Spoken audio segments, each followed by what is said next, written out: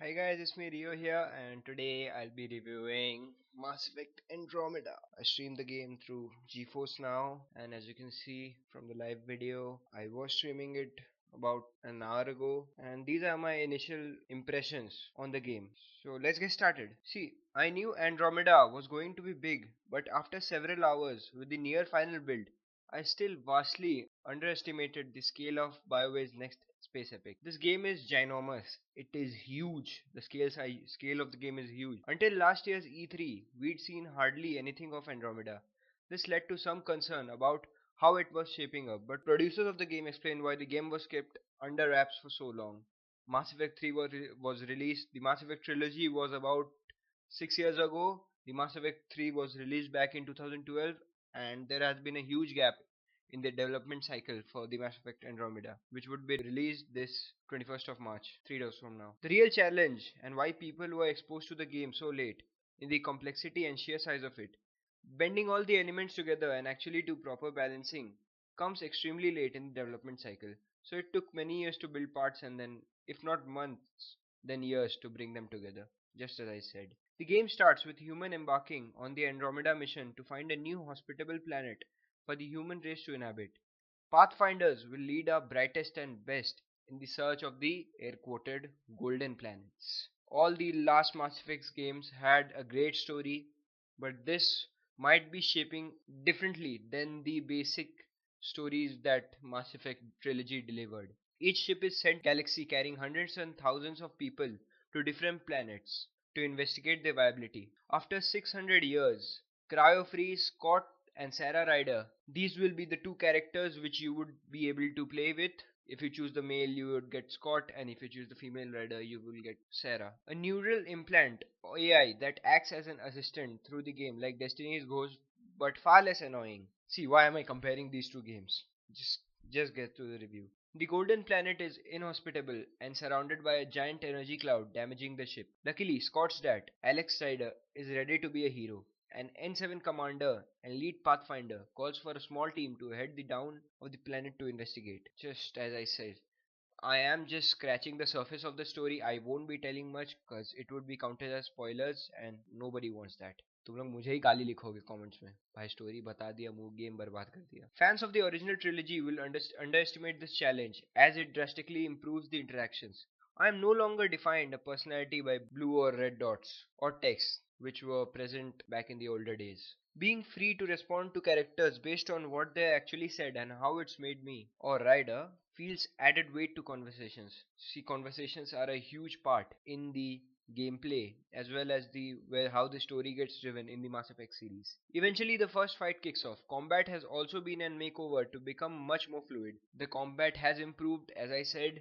There are a lot of various weapons and lot of area to explore, but there are a lot of glitches actually.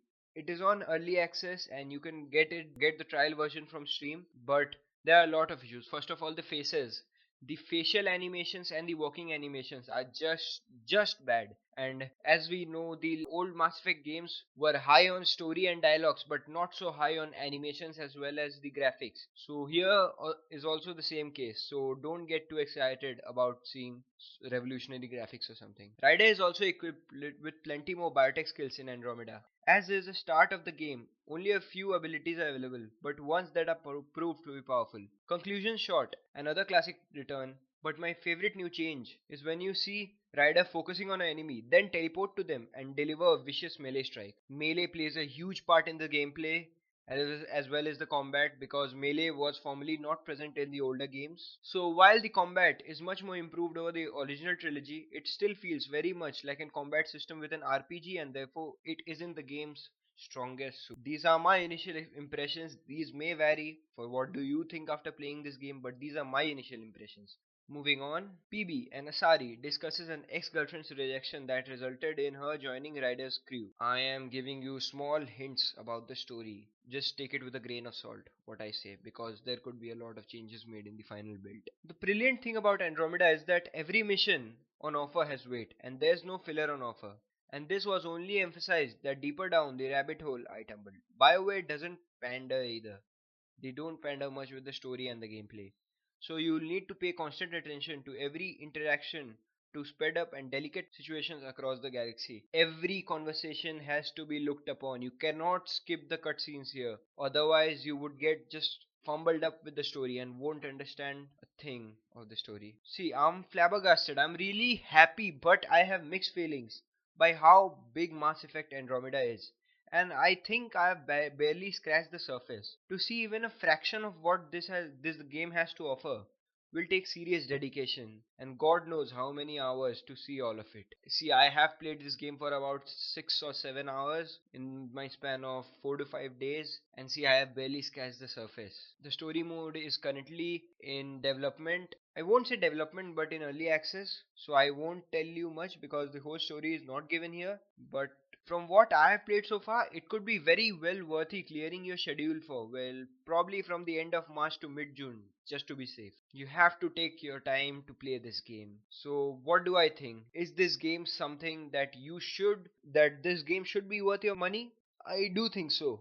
But do I think that this game has anything to do with the Mass Effect trilogy or is any good than the Mass Effect trilogy? I won't say so. There are a lot of graphical issues which would be fixed in upcoming patches and updates, but till then I won't consider it to be a finished product by its release, and I think EA and BioWare should work on it to make it a much better experience because this exploration areas are huge and this would take a lot of time, and if the area is not being properly detailed, this would just mean boring and bland experience for the users. So this has been my initial review. Let me know what do you think about this game in the comments below, and this is Mirio here signing off. Guys, I'll see you in my next video. Peace.